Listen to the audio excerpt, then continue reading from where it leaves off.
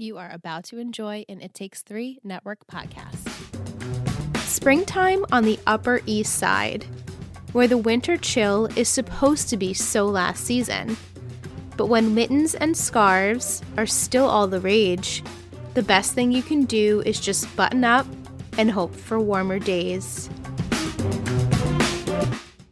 Welcome back to another episode of Three Gossip Girls, a Gossip Girl podcast. I'm Liz. I'm Michelle.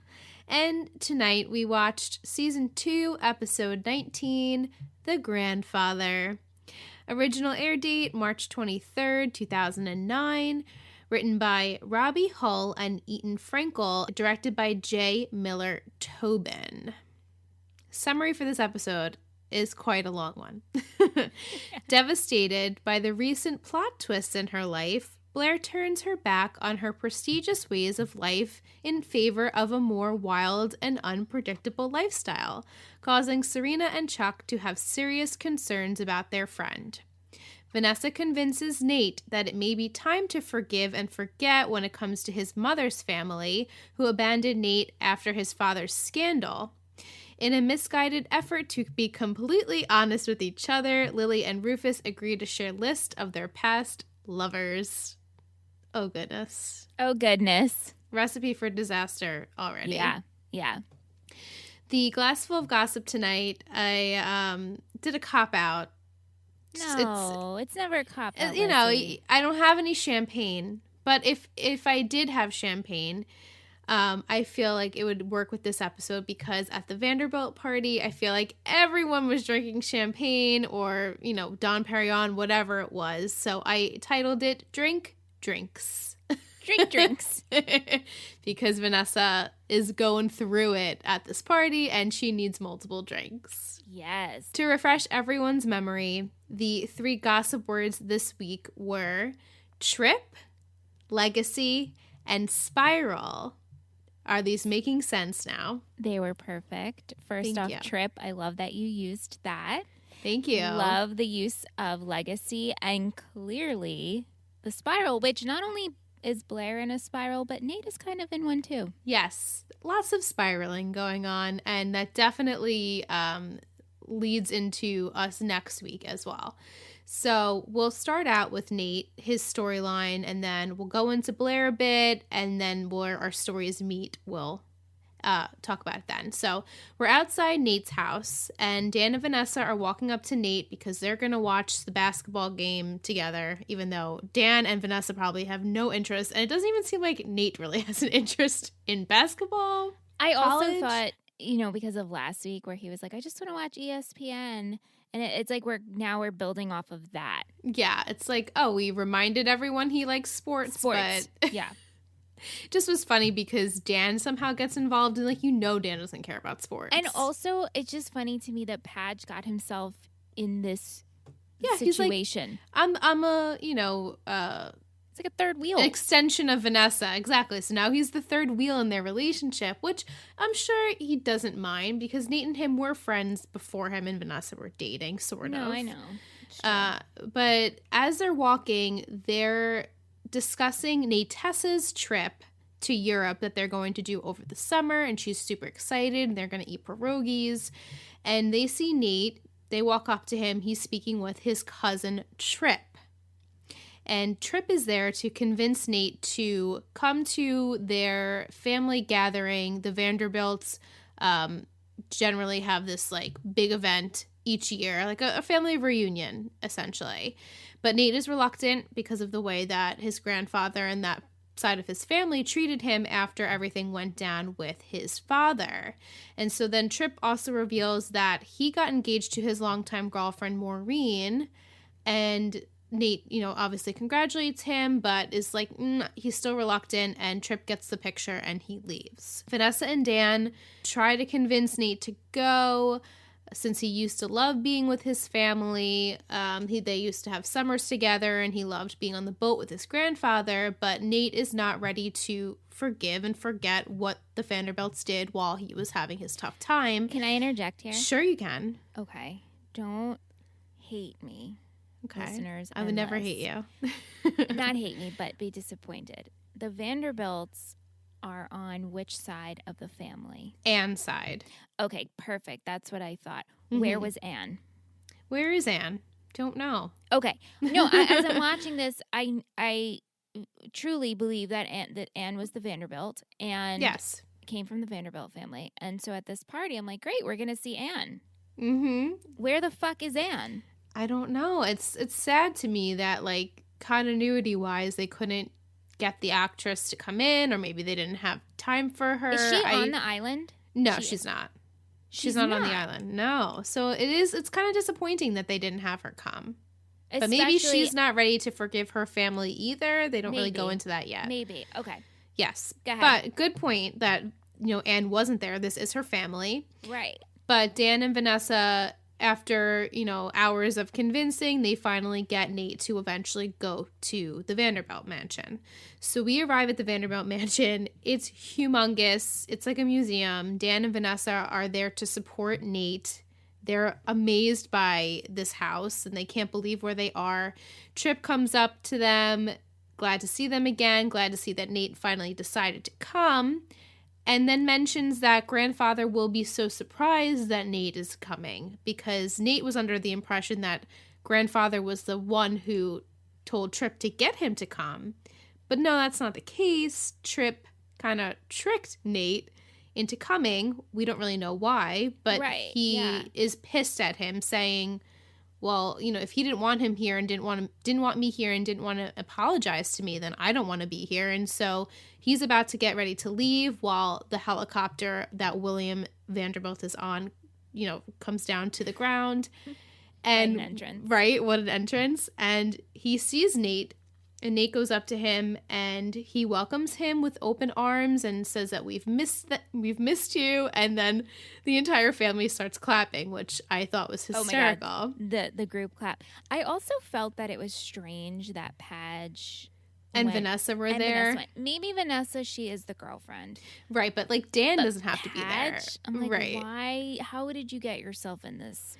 Right, and also it's kind of funny after William welcomes Nate in, they like all go in and you see Nate, Vanessa and Dan just like standing outside like waiting to go in. They're like, oh, this is awkward. Should we go in or not? It's just strange. Like he just completely forgets that he brought friends with him at that point.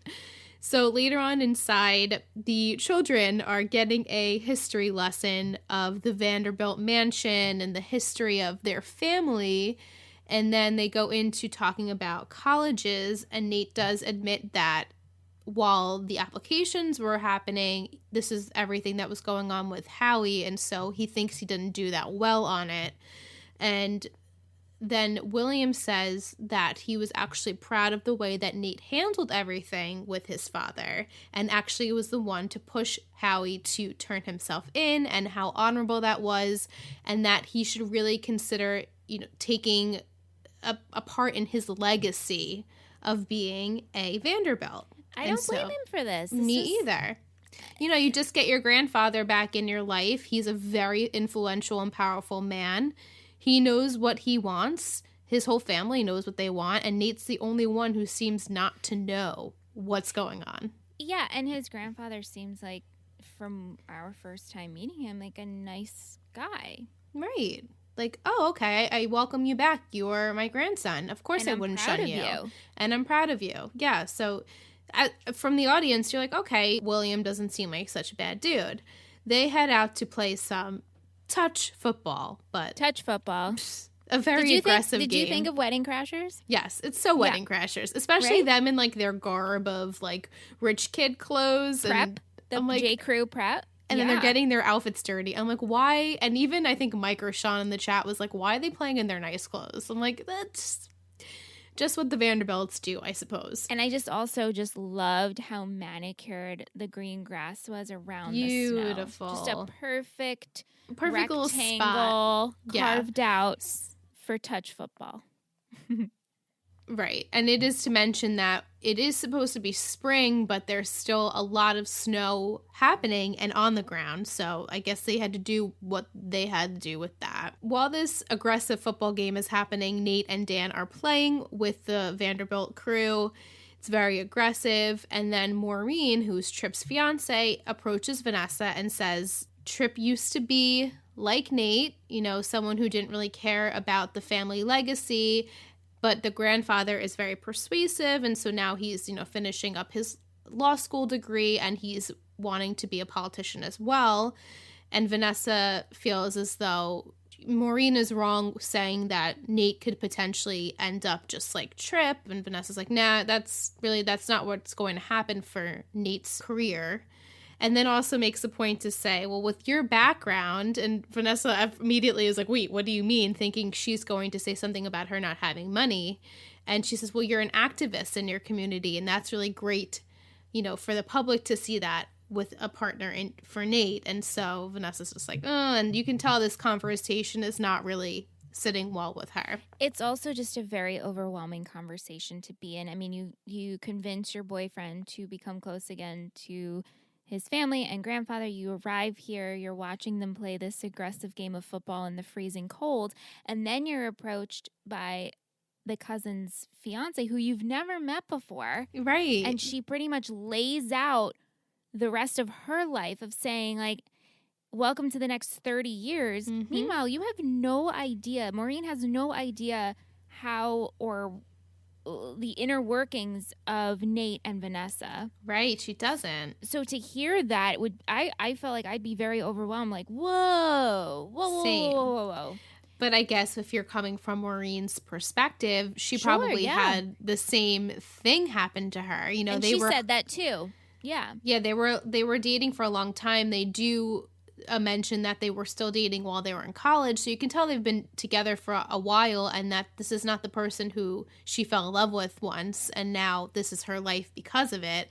And so maybe in a way she was kind of like warning Vanessa in like a nice way, like, hey, just so you know, this is probably going to be your life because William is very persuasive. So after this whole football game, we go back to Brooklyn where Dan and Vanessa arrive home, and Dan's all beat up from this football game. They're talking to Jenny, who they're plugging Blue Fly, the website, over and over again. Mm-hmm. Very with the times, 2009. And both Dan and Jenny notice that something is definitely wrong with Vanessa, and she admits that what Maureen said to her really struck a chord with her, and she's worried that the grandfather is going to push Nate into becoming a clone of Trip. And so Dan and Jenny were like, well, if you're really that upset about it, I think you should talk to Nate because he'll listen to you and he'll understand it, your hesitations with this. So we then have a date at the gallery. Nate and Vanessa are having dinner. She's talking about her concerns, and he assures her that she's got nothing to worry about. Of course, this is Nate, and they're talking about how they're going to go on their pierogi tour, and they're so excited about that. And then Nate's phone rings, and it's Trip. He couldn't just let it go to voicemail, but he answers, and he's like, "Hey, Trip. Oh, you and grandfather are in Manhattan. I can't. I'm on a date." But, tell grandfather I'm sorry, and that we'll catch up soon. And then Vanessa immediately is like, no, go. I'm like, well, the pierogies are still hot. Like, come on. Not even that, but you just had all these expressions of like, are you sure you want to be like this and be a part of this? And then he answers, he's like, no, I'm on the date with you. And he was sincere about it. He's like, no, I'm with you. And she's like, no, you should go. Like, I know, it killed me. That killed me. I would have not said anything if it was me. And maybe the next day, if Trip calls again, then I would be like, maybe today you should go and hang out with them. It's also one of those things where she's so hurt, but like she doesn't want him to go, but she also doesn't want to tell him what to do. Right. And so it's like she almost has to hear from him again, like, no, you're right. Right. Like, come on, let's not play these games. Vanessa doesn't really play games, but in this scenario, I felt she doesn't. But then he does get up and leave, and I feel like they had a very genuine, sweet kiss, and like, I'll talk to you later. Don't forget, we have the party tomorrow. Right. That's where I'll leave their storyline. But let's talk about Serena, Blair, and Chuck for a little bit. First scene of them were at the Vanderwoodsons, and Chuck is returning Serena's phone, in which he took to see if Blair changed her number because she's not answering his calls or calling him back. He mentions that she didn't come home last week and he's worried about her. It's not like their girl to be out all night. I can't stand the way he talks. I know, same. So Serena mentions how Blair is having a really hard time because of Yale's rejection, and she wants them to kind of give her a little space to recoup from this. And so, Chuck and Serena kind of part ways at that. And then at the Waldorfs later on, Chuck heads to see if Blair is okay and finds her to be drinking with his buddy, Carter. He is shocked by this. Can't believe that Blair would ever hang out with such an insect, as he calls him. Right. Yep. And wants Carter to reveal what he did with Elle and the Gentlemen's Club, in which Carter replies that he only just led her to the money and he feels no remorse for anything that has happened with Elle. Chuck's trying to exploit Carter in front of Blair, and Blair doesn't care about this because she's like, Carter is not even as close to being bad as you, so I'm fine with him. I'm going to take his advice, and you should go on your merry way. And so she says that she wants Carter's help over Chuck, and so then Chuck then leaves. He's like, I'm trying to help you. And she says, well, no, actually, where were you when I was struggling this whole time? You were at your stupid little Gentlemen's Club. So I was like, okay. Very well played. It's very true. I felt I was definitely Team Blair in this. Like, yeah, you're trying to help me now, but you're a little bit too late. I'm already in my start of my spiral here, and I just don't need you. I need something different. Right, and you only want to help when it's now convenient when for you. When it's convenient, exactly. And so that's a big thing with Chuck and Blair, is it's generally never convenient for them to be in a relationship or care about one another. One's always like completely unemotionally there, unavailable for them. So Chuck and Blair. Mm-hmm. Chuck and Blair. We have Serena and Blair shopping. Blair claims that she's over her past life and she's going with the moment, in which Carter is helping with that. She says that whatever past behaviors that she would never indulge in, she plans on indulging in them in the fullest and starting this new Blair, in which then she leaves without paying for these probably very expensive sunglasses. Yes. And Serena then calls Chuck to have him reach out to Carter because she has a plan. Later on, we go to the Vanderwoodsons, where Carter arrives to see Chuck, and Serena then enters with a plane ticket to Dubai. She reminds him that she still has the numbers of the police in Santorini, and she's not afraid to call them. He leaves, realizing Serena is serious. But wait, with this scene, because he's like, well, I have some,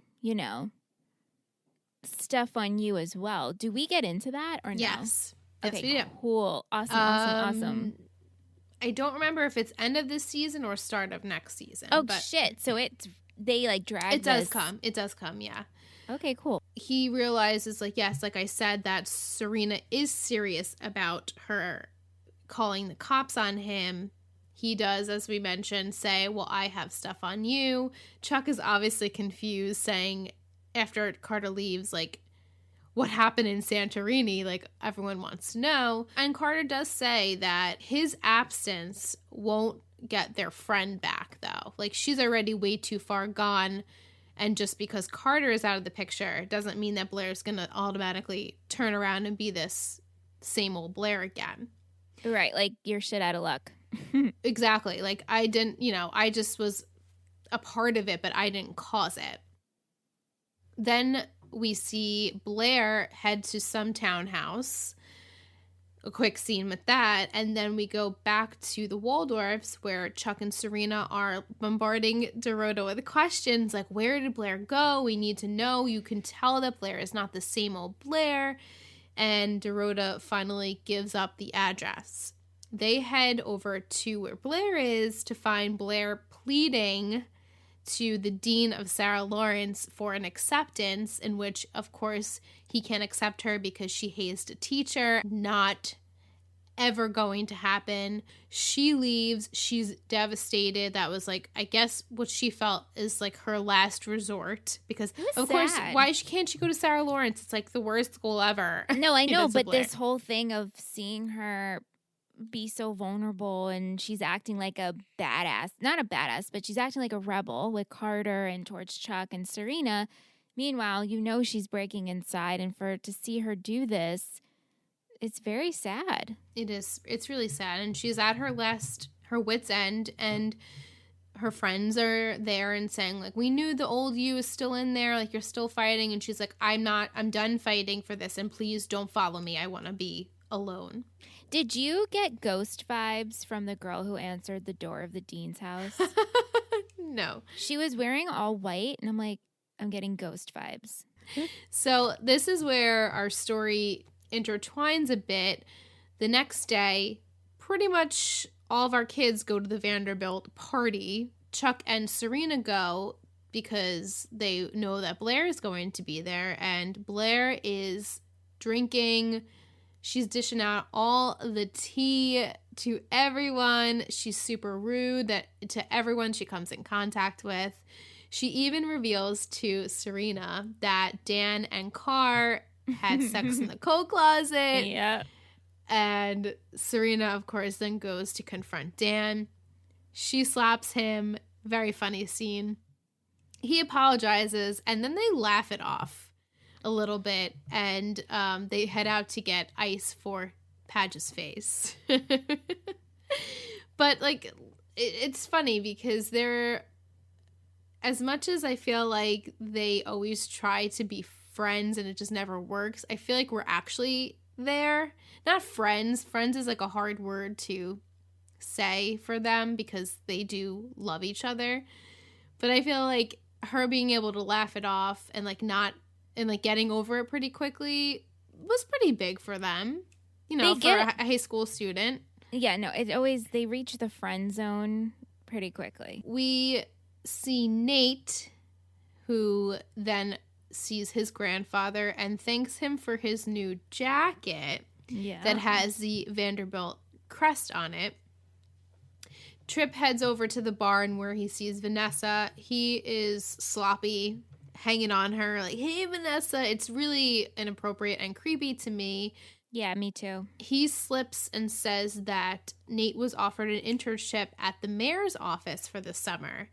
And Vanessa's obviously confused by this because she said that they're traveling throughout the summer, and realizes then that's why Nate had dinner with his grandfather the night before. And so she then approaches Nate and confronts him about this, and he admits that he hasn't made a decision yet. Right. But this struck a chord with me a little bit because I feel like, and while I do understand our lost Nate, I truly do, he doesn't make a mention to tell Vanessa any of this, and then just all of a sudden says to her, I haven't made a decision yet. It's like, well, but you made the decision to come with me to Europe over the summer. Like, that was your decision. And now that you have this other, I don't, if it was me, I'd be like, wait, there is no decision here. Like, you already made your decision. You know what I'm saying? I think as a teenager, if I was watching this, I would be like, oh my God, how could you go against Vanessa? Me as an adult, it's like, okay, you're a teenager. You've been waiting for something to happen. Finally, a career, not a career, but a clear choice, a path is presented to you. You don't want to piss off your girlfriend. So you're going to be like, oh, I know we made this commitment. But like talking about a trip is just, I'm not going to say there's no weight in it, but it's just talk.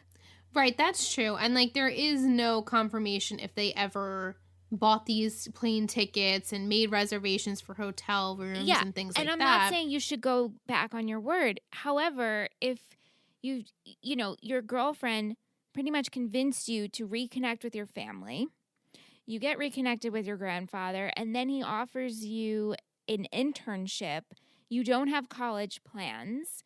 To me, it's like, yeah, no fucking duh. Yeah. Sorry.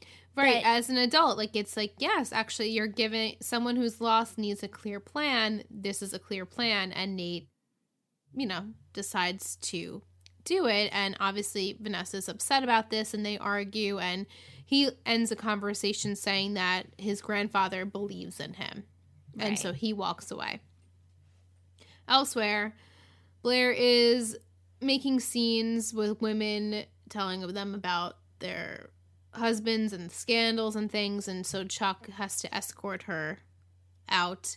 And they do their typical Chuck and Blair cat and mouse with each other. Yep. Before anything can go real far, Chuck does stop and says that this is not the Blair that he wants. And she says, well, you're never going to get that Blair because she's gone. And so she leaves, and she's upset and I'm sure embarrassed by all of this.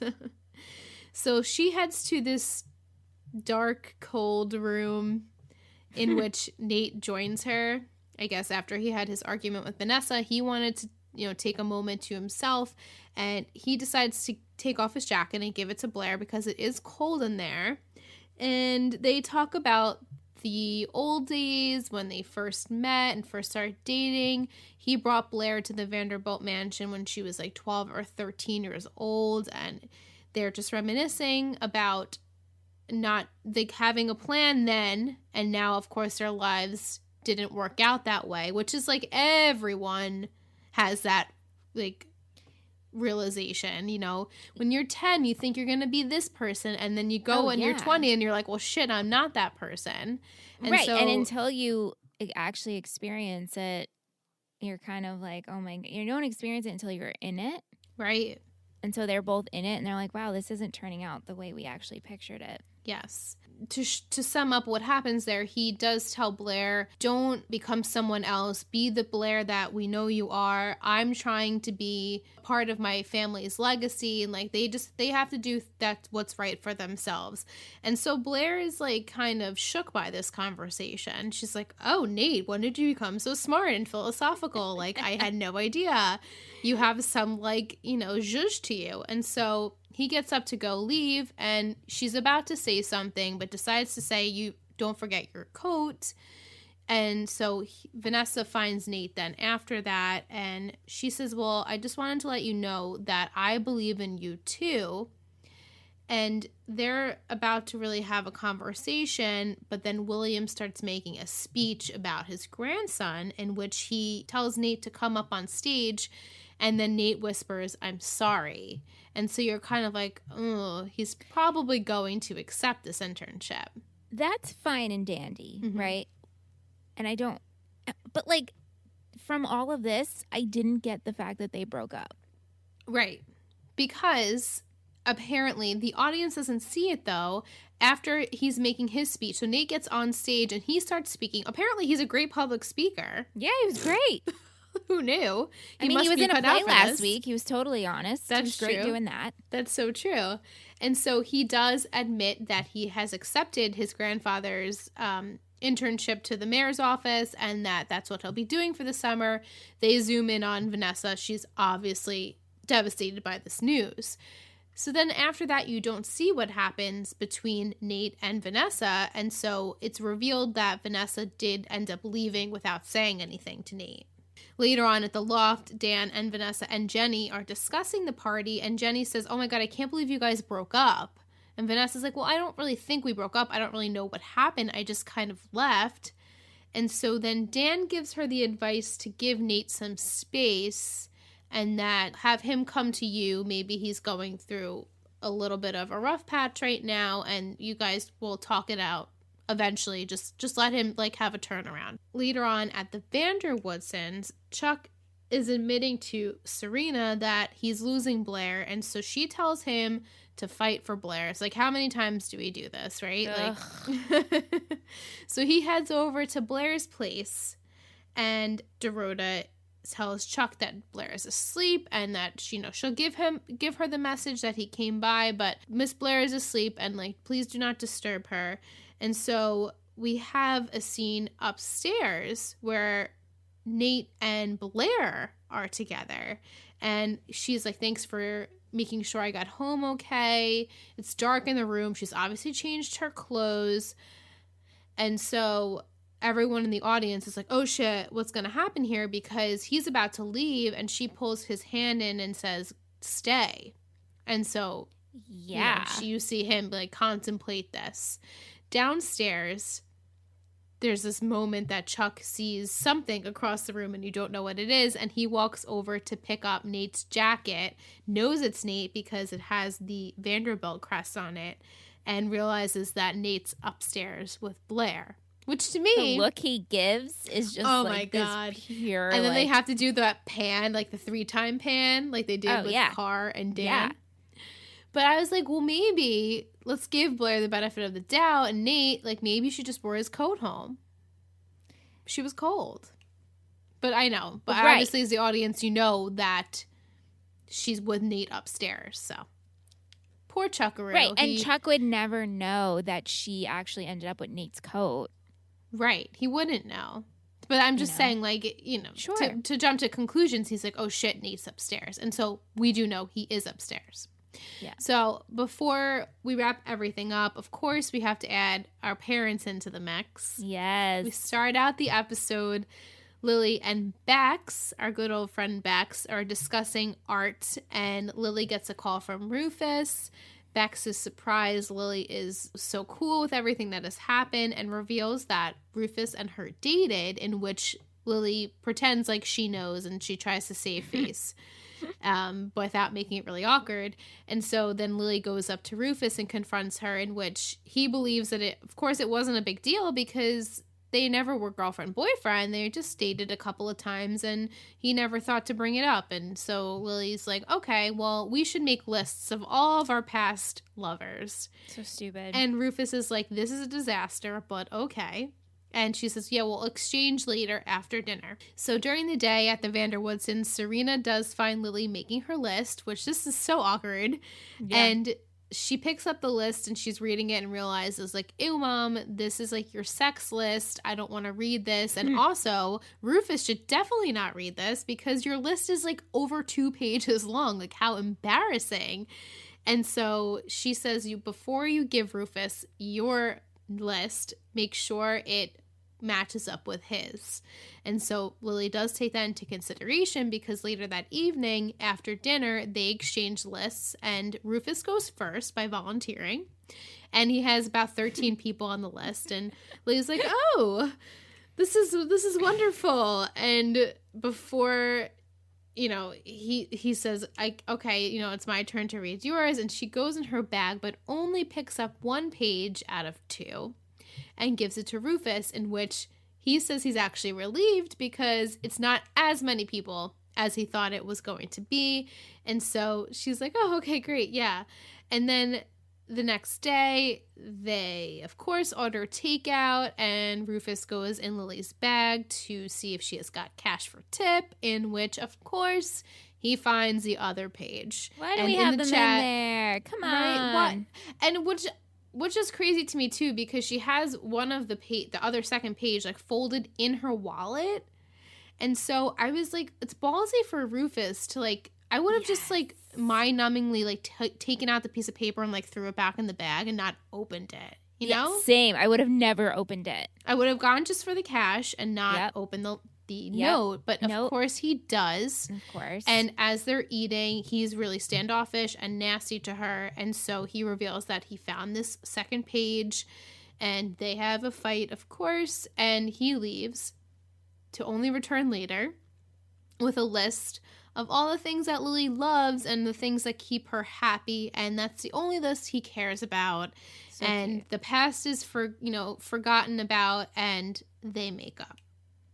And really, that is all we have for this episode. Yes. My question for you, though, is why do you think that Tripp lied to Nate about William and knowing that he was coming to the family reunion? I'm confused by it. Like, why do you think William let on or told Nate that William was aware or wanted him to come? Right. Like, why would he... try to get Nate to come to the Vanderbilt mansion if he knew that him and his grandfather were not speaking to each other. I think Tripp just wanting Nate to be a part of the family again. To have someone in his generation. That's true. So they can uprise together, and so he can almost have a partner in crime. Yeah. And of course, just trying to keep the family together, he would say this lie to get Nate to come. Mm-hmm. Okay. I just wanted to see what your take on it was, because he seems like he genuinely cares about Nate, and then when they get to the Vanderbilt mansion, Nate's like, wait, he doesn't even know I'm coming. It's kind of like, why did Tripp lie about that? Because really, we only meet Tripp, and he's around, he's a little bit older than Nate, but in the same age range. So it's like, I want someone who's on my level. Yeah, I like that. Yeah. All right, so we'll take a break and come back in a few with our segments. Okay.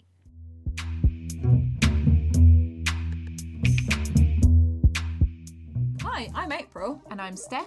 And we're from the Thirst Podcast. Do you like pop culture news, reviews and discussion? Are you deeply invested in Armie Hammer and Timothée Chalamet's friendship? Do you constantly find yourself debating which Hollywood Chris is best? Have you lost sleep over the horror that is Ben Affleck's back tattoo? Then we're the podcast for you. Every few weeks, we get together to talk about what we're enjoying or what we're looking forward to in the world of TV, film, music, and more. You can find us on iTunes, SoundCloud, and Stitcher by searching for The Thirst Podcast. And you can also find us over on Twitter @The Thirst or on Instagram @The Thirst Pod.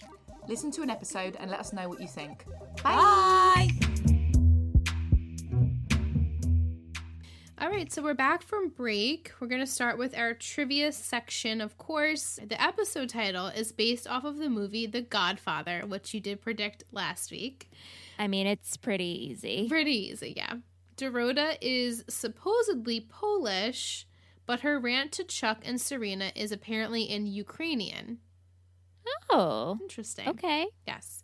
And TV.com had Nate as its MVP this week.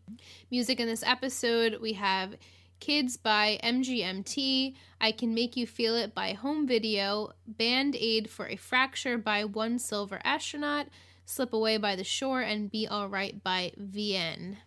All right, so we're going to go over to our questions and comments on Instagram and Twitter. We have Mrs. Boquist on Instagram. She says, I am glad I was able to catch the last 15 minutes of the Netflix party. I loved everyone's reactions, especially to the end of the episode with Blair and Nate and Chuck. She says, still so much happens from now until the end of the season, and I cannot wait for Michelle and the newbies to react to it. I agree. We have Muse Chick on Instagram. She says, once again, I had a really good time at the Netflix party. You guys keep me sane. Thank you. Oh, thank you. I did not expect the episode to turn the way it did. I was glad Nate made up with his grandfather, but I don't like the fact that the grandfather only seemed to want him there so he can pursue him and continue his legacy. I'm glad he wasn't treating Vanessa and Padge wrong, but still it was like his goal since the beginning to get Nate back into the family. I don't like this Blair. I like the one that has the one-liners and is always just being moody and funny, and I know always plotting. I'm surprised she actually shoplifted. They are so mean of her to tell Serena about Padge and Rachel, but then she was just being mean to everybody that she came across. I like that she doesn't take anything out on Dorota. I feel like she knows that Carter is bad news, but was with him anyway, because like you said, she is spiraling, but I'm glad they got rid of him, even though I think he's so hot. Same. I just don't get Chuck. I mean, I can't stand them sometimes. He actually does nice things. I thought he was going to get through to Blair until she turned it around on him. The scene between Serena and Padge was actually really funny. I liked the slap. And the scene with Rufus and Lily, just the storyline when people swap lists. Why do they even do it? Now when I listen to 9 Inch Nails, I'm going to think that Lily slept with Trent Reznor. But that ending? No. Tell me she's not going to be stupid enough to sleep with Nate, or that Nate is going to cheat on Vanessa, because I don't think they broke up. Do you think Chuck will confront Nate or Blair about what he saw? Yes, of course. In next episode? Yeah. Okay. Totally. I think Chuck is going to grab him and be like, Nathaniel, how dare you? Do you think that Nate would sleep with Blair and do that to Vanessa? Okay. I really, really don't want him to. Right. I really don't think a right-minded Nate would do that. Mm-hmm. But then again, he slept with Serena, right? He did. Yeah. And that was a long time ago, but still. They were under the influence, too, but. Yeah, but, you know. And wait. Blair and Nate never slept together, right? They did, actually. They actually did sleep together. After Chuck and Blair did. Okay, they did, Yeah. right. Okay, I wasn't sure if it actually did happen or if it didn't actually happen. Yeah, it has happened before. Okay. I'm going to say no. Okay. Yeah.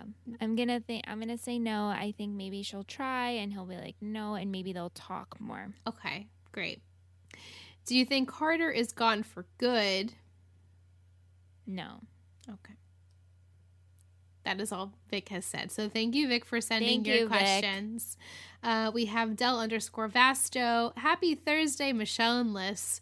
My favorite part of this episode was that wonderful Sag moment we had with Serena slapping Padge, and then they were both smirking after. It was great. I can agree. It was a good scene. I just don't know what it was, but I really enjoyed the way they looked at each other after and then smiled. Oh my gosh, Mike and the Sag. So cute. Is this a Sag award? It's a Sag award. The slap. Oh, I like it. He says, oh, Lily and Rufus making the lists. They both should have known nothing good was going to come of that. I like how Rufus ended it with a list of the things that make Lily happy. It was a good save. I can agree. Agreed. Side note, during this whole scene, all I kept thinking about was that I want those egg rolls.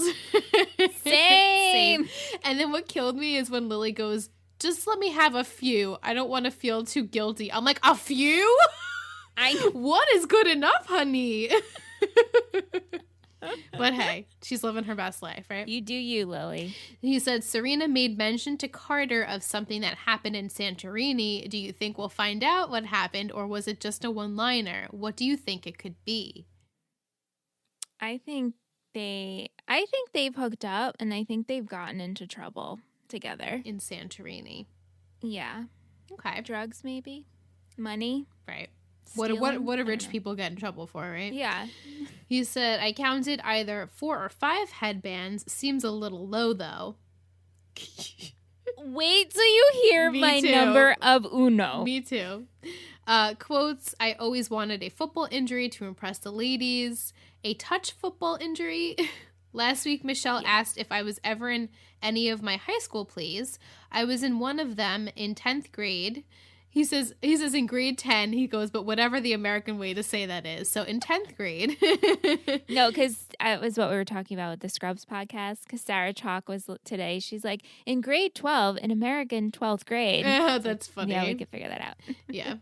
He says, they put on Miracle on 34th Street. I was a random person in the large group scenes. It was not as high-end as the one in Gossip Girl, but one of the little kids ended up getting lice, and they had to wash all of the costumes, and we ended up going through cans of hairspray because it's the one thing that prevents lice. Oh my God. Gosh.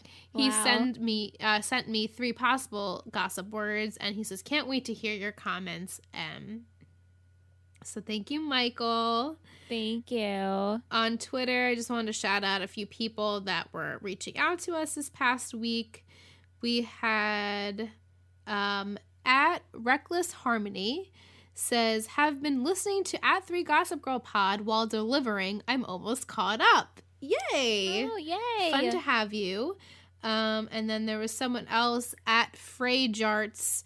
They sent us this funny meme, which I will show with you, Michelle. It's of Chuck and Blair, and I thought you guys should see it. So thank you for sending that our way. I will definitely show Michelle the funny Chuck and Blair meme. Thank you to everyone who sent us their questions and comments. We love reading them on the podcast. I also wanted to shout out Letitia and Jess this week that we're recording is their birthdays. So Yay! we hope you guys had a wonderful week as much as you can. Michelle and I also had our birthdays in quarantine, so we understand what it's like. Yes. So we're here for you, and we love you guys. So thank you so much for pledging with us for all of these years. You guys have been with us for years. The best. Yes. So let's go into fashion. I had 2 headbands. I had 1. Was it Maureen's headband? Yes. I don't remember who the other headband was. I did take my notes a few days ago, so I'm lacking in remembering everything that I wrote down here. I'm like, oh shit. My MVP, I'm like, that's who I picked? Yeah, I'm struggling on my shittiest, to be honest. Yeah, it was hard. But I did like Lily's big teardrop crystal earrings. She's got good earrings. I loved, okay, so Vanessa's square hoop earrings, Kristen Cavallari, Uncommon James, she makes an exact pair. You can get them right now. And They're cute. Think they're 40% off. They're so cute. Nice. But as soon as I saw them, I was like, oh my God. Those are Uncommon James hoop earrings. But I love them. I love the square hoop. Yeah, I also liked at the party, she had those like layered gold chains, which I'm like, that's so in now, all those. Even like last week with her neon bag, I was like, Vanessa is on trend for today. For today, yeah. Blair's anchor necklace, I loved that. Love it. I love Blair's multi-print jacket when she's shoplifting with sunglasses. Mm-hmm.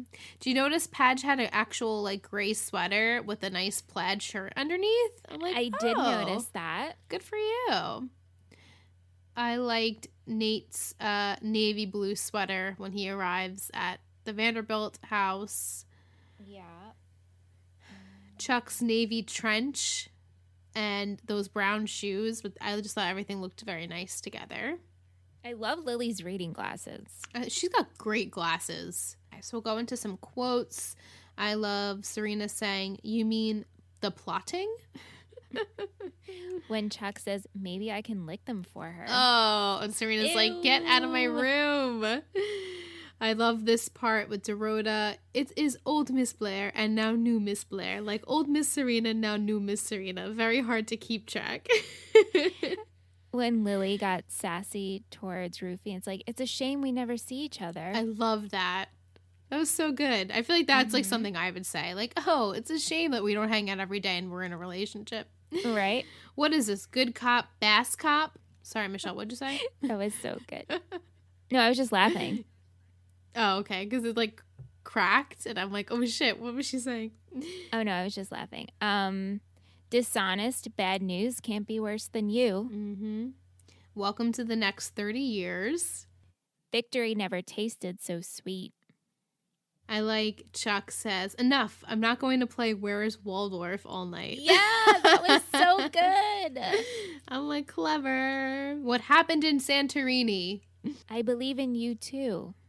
All right. Do you want to go into MVP and shittiest? Or you still need a minute for your shittiest? I have my MVP. I still, to be honest with you, pondering on my shittiest. Okay. Well, maybe it will come to you. Yeah. But we'll do MVP first. Okay. 3, 2, 1. Serena. Nate. Oh. You picked Serena? I did, and I'm actually shocked at myself that I wrote this 4 days ago. But I did write that I enjoyed how much she was concerned for Blair. She got Carter out of the picture. She was mature about Dan and Rachel. Obviously, we know she slapped him, but like right after that, I felt like, okay, she was good. And like also she slapped Padge. I gotta give her props for that because Padge needs a slap sometimes, you know? But Nate, please discuss. Okay, so I chose Nate because I think I really just enjoyed his conversation with Blair. Mm-hmm. That the fact that he took time to sit with her, but also that he said that almost at the same time, like we both just feel like we're lost. Yeah. And that we don't know what we're doing and things aren't always turn out the way they seem. He was hesitant on going to his grandfather, but took the advice of his girlfriend. Yes. You know, so that was good and showed up. And to me, I mean, again, maybe we'll get to know his grandfather. And yes, his grandfather wants to keep the legacy going and the whole power thing. But I don't know. His grandfather doesn't seem like a bad guy yet. Right. So, and it's finally a direction. And Nate has had a shitty year. The worst year. The worst year. So let Nate feel the comfort of family in this time. And you know what? Vanessa's the one that told him to go out. Yes, so she did. He took the advice of his girlfriend. And I mean, as much as I want to be mad at him for taking back the idea of the pierogi tour, but maybe we can do that before you intern or after you intern. Yeah. I mean, what if Vanessa got an amazing internship opportunity at a studio or with a famous director who did documentaries? And is she not supposed to take that because Nate expects her to go to Europe on a pierogi tour? Yeah, I know. It's good. I love your enthusiasm and rebuttal to what I was feeling. I do, as I talk about it with you, I understand it more. And actually watching it tonight, watching it for the first 2 times, I was like, all right, I see where Nate's coming from. Then watching it tonight, for some reason, I was so like mad at Nate for some. I don't know why, but I just felt bad for Vanessa. I was like, wow, that's so shitty, man. I'm sorry. I feel for her too. I don't want to take it away because like I said in the chat, Vanessa and Nate to me are the only relationship I'm rooting for who I think makes sense. Yeah, same. Who when they're on screen, I'm like, oh wow, I actually like you guys. Yeah, so do I. Yeah. So I don't want them to fight, and I'm not discrediting her planning this trip to go to Europe, and I feel bad for her, but I'm also like, Nate finally got an opportunity, and he's had a fucking shit year. Right. You're so right. Thanks, Mom, for giving me the explanation. No, but also I get also of like falling back into that lifestyle, and maybe Nate's not even aware of that's what he want to be in. Yeah. Right. Is he's very impressionable in the sense of like, he's lost. We say it all the time. Yes. Thank you, Michelle. I love it. Yeah. Shittiest, I'm not happy with it, but I just went with my gut to begin with. When I watched a couple days ago, this is why I chose this person. I'm like, I don't even have one right now. It's all right. And for me to not have one in Gossip Girl, it's like, what? Do you want me to just tell you who mine is? I want to discuss it. Okay. Like I want to hear it, and maybe I will agree with you, but because I'm going over in my head who I think is the shittiest, and I feel that every person, it makes sense for everything they did, and nothing made me feel like they deserve the shittiest title. Yeah, I can agree with that.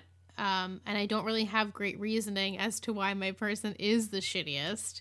Okay, I'm not can I completely just hear it? happy. I chose Blair. Okay. Yeah, mostly for the beginning of the episode, but then towards the end, you know, I do recognize why she is acting out, but then like she has a talk with Nate, and you're like, okay, maybe Blair will have a turnaround. So I don't really have great reasoning. She just pissed me off probably the most. And that's about it. What do you feel? You know what's going to happen, but when she reaches for Nate not to go, it's like, you know, the boy who's in love with you, this is his best friend. You have a history with Nate. So you just either don't care, or you're just, I'm fine with taking care of me right now. And again, we don't know what happened. So this is all, right. We're all speculating, right? I am interested to see what you have to say next week. Yeah, because obviously we can't just leave it at that. We have to know what happened. So we will find out.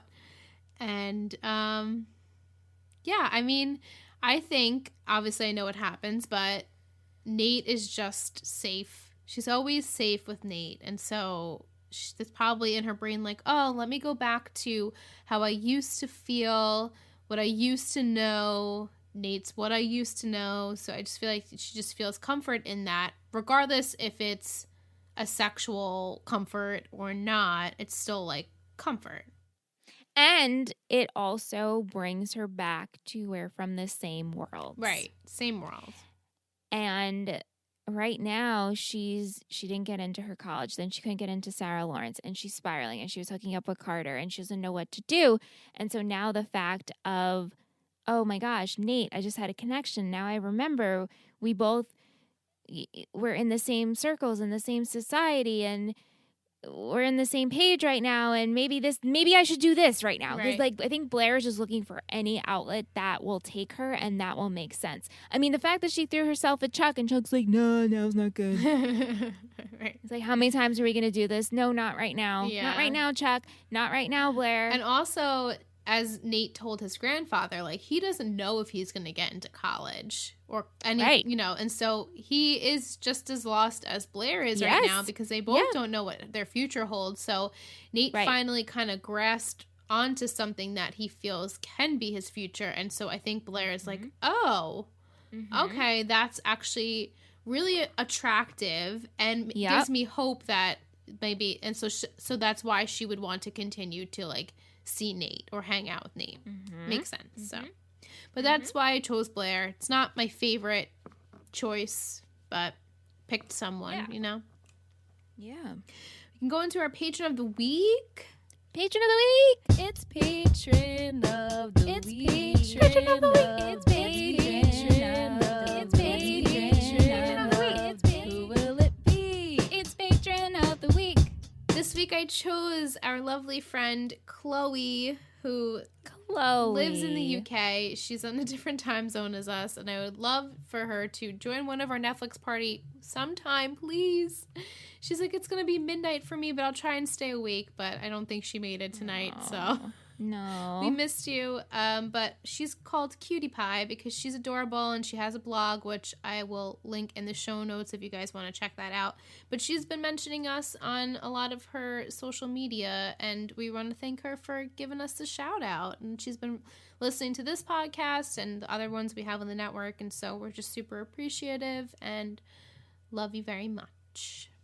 Thank you, Chloe. So, Michelle, it's time for some 3 gossip words. 3 gossip words. 3 gossip words. And the title for next week is Remains of the J. And our 3 Remains gossip of the words, J? Wait, Remains of the... Remains of the J, which is based off of Remains of the Day, which is a movie. J-A-Y? No, J as in just the letter J. Oh, okay. And our 3 gossip words for this episode are alliance, birthday, finances. And I will give you the floor. Okay, do you want to hear where my mind instantly went? Yes. Okay. I think of Jenny. I think of Nate. I think of their friendship. I think of how they have this weird bond and how they're going to form an alliance. Okay. Against who? Or in honor of... I don't think it's against anyone. I think it's just a secret friendship to express feelings. Okay. I don't know why. Again, it's just the J reminded me of little J. Right. I mean, you have to give me that, right? I would totally give you that. Birthday. Well, it's obviously somebody's birthday. Is it Nate's birthday? We already had Blair's birthday, right? We had Blair's birthday. We know Dan is already 18. So Dan's 18, Blair's 18. Yes, I think that is all so far.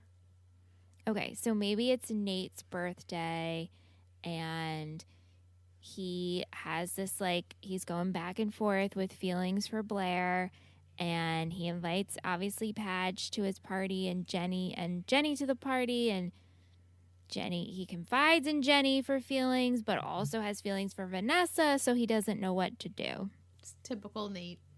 And so the remains is, like, my remaining relationship with Jenny, but doesn't necessarily mean a romantic physical one. Okay. A romantic one is just, they obviously always had a bond. Even early on, I mean, they were talking on the stoop season 1 together. So right. And then finances. I mean, this just fits the whole realm of Gossip Girl. Yeah. I mean, maybe Nate still has to deal with his finances. I feel as though we've set this up so we're going to see more of Nate. So maybe it does have to do something with him. But then again, this whole like secret society, are we done with that? No. With Chuck? For a minute. For a minute. Okay. Yeah, so I'm just going to lean towards that of figuring out finances with Nate. Okay. I think it's going to be Nate heavy and Blair and Nate's birthday and Jenny somehow intertwined. Okay. Love those predictions. Thank you. You did great. So with all that, who do you think is Gossip Girl this week?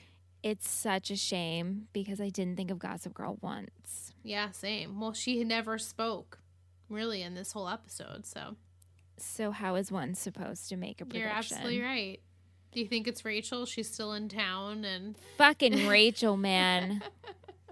To me, that was like such a clear one. She's just, bunking up in New York and writing her novels and Gossip Girl. Blast. Who do I think Gossip Girl is? It's so hard. I really, because I could say anybody, but I have nothing to back it up. Right. I know. I'm sorry. No, it's not your fault. I'll go with Jenny. Jenny. Okay. Just because when I believe, and maybe I'm wrong and I don't know why I'm imagining this, but this is the only thing I'm hanging on, is when Padge and Vanessa came home, Jenny was on her laptop. She was. So I think Jenny was writing some Gossip Girl blogs. And then she like discreetly closed out of her page and because she's getting all the 411 on like Vanessa and Nate and the Vanderbilts and all of that, and they could update her on what happened. Right, they can. So it's good. It's logical. It's very logical. Thank you. That's who I'm choosing. Okay, great. Thank you, Michelle. And thank you to everyone who joined us for our Netflix party. We love doing this every single week. It's so much fun to talk to you guys and watch the episode at the same time. We can see, real-time reactions. It's really fun. And so if you'd like to be a part of that, you can head over to ittakes3network.com and join our Patreon fam. That way you don't miss a live stream with us and get some cool bonus goodies. If you want to reach out through our social media, we're at 3 Gossip Girls Pod on everything and at Gmail. And we will see you guys next week for the Remains of the J. I'm pretty sure it's Remains of the J. I keep calling it the Remains of the J. Just Remains of the J. It's just Remains of the J. Yeah. You know you love us. XOXO. Gossip Girls.